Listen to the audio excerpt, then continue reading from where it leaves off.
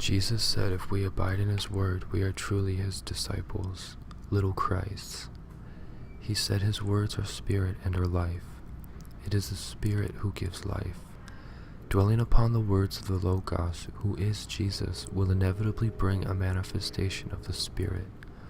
It may be suddenly, it may be gradual, and that's not the point. But God manifests with God.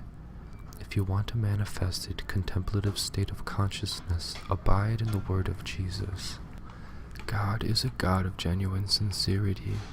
Therefore his creation was made in the same likeness, for he created everything akin to him, with the climax being mankind. This is the way of the universe. Do not think your heart is any different. If you come to him in the light of true humility and genuine sincerity, the Lord will show up. Rather, you will become aware of him who is already there. There may be other reasons and factors, but in my opinion, God takes humility very seriously. He honors those who are contrite. Those who are proud will fall. It's just a matter of time. Jesus called the Holy Spirit the Spirit of Truth. He also called himself the Truth. He also said it is the Spirit who gives life. Jesus is the life. In the book of Revelations, Jesus is the one who gives the river of living water to those who are thirsty. Do you see the exchange? On one hand, it is the Spirit who gives Jesus, and on the other hand, it is Jesus who gives the Spirit. God is one.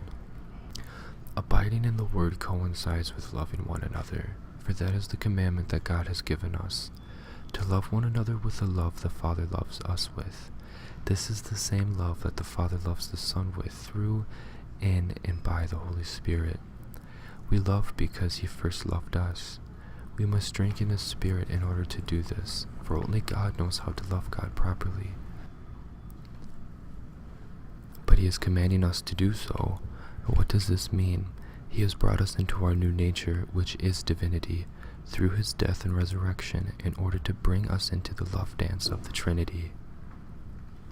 When a human speaks a word, there is the one who speaks, the desire and implication of the spoken word, the word itself, and also the breath needed to emphasize the pronunciation of the word.